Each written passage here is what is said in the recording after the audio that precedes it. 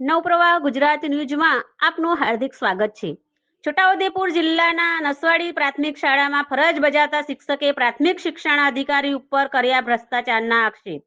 Suspend કર્યા બાદ પુનઃસ્થાપન માટે શિક્ષક પાસે અધિકારીએ માંગ્યા નાણાંનો ગંભીર આક્ષેપ.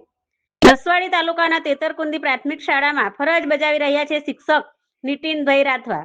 પ્રાથમિક જિલ્લા શિક્ષણ અધિકારી જે.કે. પરમાર ઉપર ગંભીર આક્ષેપ કર્યાનો અધિકારીએ આપ્યો વળતો જવાબ.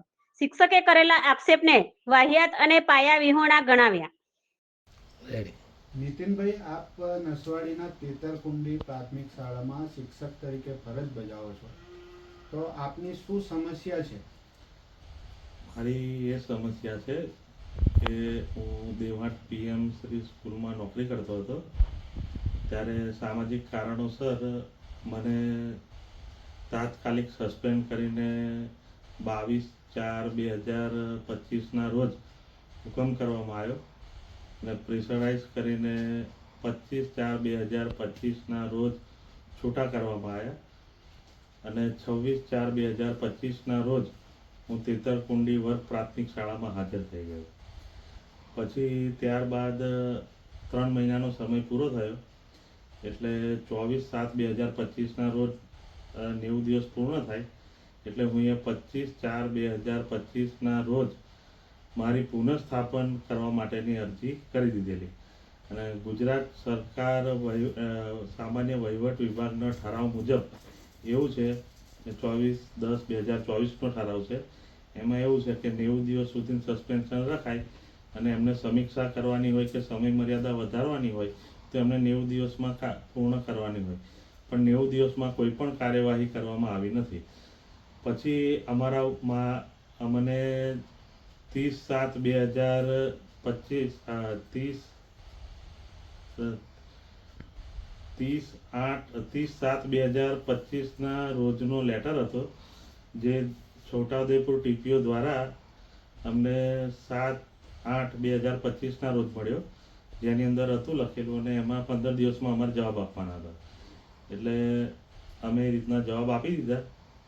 એ લગભગ 18/8/2025ના રોજ જવાબ આપી દીધા અને ત્યારબાદ ચીફની સાહેબને પૂછતા અરુણ નીનામા સાહેબને કે અમારે કંઈક જવાબ આપવાના આવશે બીજા, તો કે ના, એમ ડીપીઓ સાહેબ જોડે તમારી મિટિંગ ગોઠવી દઈશું, આ બને તારા આજે જ ગોઠવી દઈએ મિટિંગ એમ.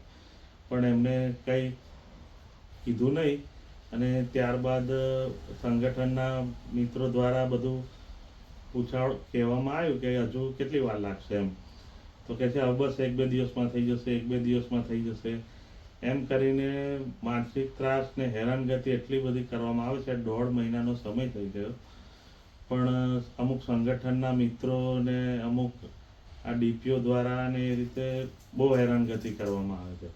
બીજા ઘણા બધા અન્ય પ્રશ્નો છે કે જે હું અત્યારે સમય મર્યાદાના અભાવે હું કહી શકતો નથી, જ્યારે આવશે ત્યારે કહીશ. પણ પૈસાની માંગણી કરવામાં આવે છે. હવે પૈસા માંગે તો 1 લાખ 2 લાખ રૂપિયા માંગે તો 2 લાખ રૂપિયા જ્યારે અમને સસ્પેન્ડ કરવામાં આવે ત્યારે કંઈ પૂછીને કે અમને રૂપિયા લઈને કંઈ સસ્પેન્ડ કરવામાં નહીં આવ્યા. તો હવે જ્યારે સામાન્ય વહીવટ વિભાગનો જે ઠરાવ છે એના આધારે એમને પુનઃસ્થાપન કરવાનું રહે છે, તો એમને કરવું જોઈએ ને પુનઃસ્થાપન, પણ પૈસાની માંગણી કરવામાં આવે છે અને આ રીતે હેરાનગતિ કરવામાં આવે છે. અને પછી હું એ કંટાળીને પોલીસ સ્ટેશનમાં ફરિયાદ પણ આપી દીધી છે ગઈકાલે 11/9/2025ના રોજ કે આ રીતે માનસિક રીતે હેરાનગતિ કરવામાં આવે છે, શારીરિક ત્રાસ આપવામાં આવે છે આ રીતના. પણ આજે હવે પુનઃસ્થાપન માટે 1.5 મહિનાનો સમય ઉપર વીતી ગયો અને પુનઃસ્થાપન 1-2 દિવસમાં કરી દઈશું એમ કહેતા હતા. એની જગ્યાએ આજે મને ફરી માનસિક ત્રાસ ને શારીરિક ત્રાસ આપવામાં આવ્યો છે કે હજુ 3 મહિનાનો સમય માંગે છે અને સસ્પેન્શનનું એવું છે કે 3 મહિના 90 દિવસમાં કાર્યવાહી પૂરી કરવાની હોય અને સમય વધારો હોય તો 3 મહિનાનો અને 6 મહિનાથી વધારે તો સસ્પેન્શન જ ના રાખી શકાય. તો પછી હજુ 4.5 મહિના થઈ ગયા છે અને હજુ 3 મહિના એટલે મારે તો કેટલો બધો સમય.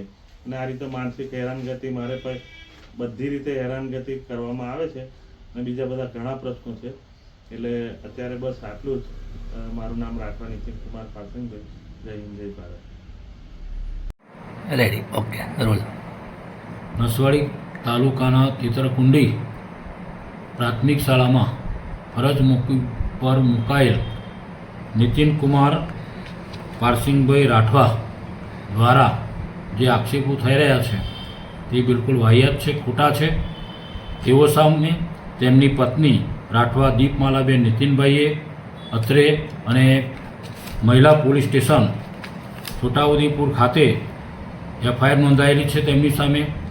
તેઓ દ્વારા અન્ય મહિલા સાથે અનૈતિક સંબંધોથી જોડાયેલા હોવાનું એમની પત્નીએ જણાવેલ છે. તેથી અમે તાલુકા પ્રાથમિક શિક્ષણાધિકારી બોડેલી અને તાલુકા પ્રાથમિક શિક્ષણાધિકારી છોટાઉદેપુરને સંયુક્ત તપાસ સોંપી તેમનો તપાસ અહેવાલ અમે મંગાવેલ અને એમાં પણ તેમની આ અનૈતિક કૃત્ય કરેલાનું માલુમ પડેલ છે. તેથી અમે પોલીસ ઇન્સ્પેક્ટર મહિલા પોલીસ સ્ટેશન છોટાઉદેપુર અને તાલુકા પ્રાથમિક શિક્ષણાધિકારી બોડેલીને સંયુક્ત તપાસ અહેવાલના આધારે તેમને ફરજ મોકૂફી પર તેતરકુંડી પ્રાથમિક શાળા તાલુકો નસવાડી ખાતે મૂકવામાં આવેલ છે અને તેઓ સામે ખાતાકીય તપાસ પણ સોંપી દીધેલ છે. ખાતાકીય તપાસનો હજુ અહેવાલ બાકી છે. એ આવેથી તેમની સામે પુનઃસ્થાપનની કાર્યવાહી હાથ ધરવામાં આવશે.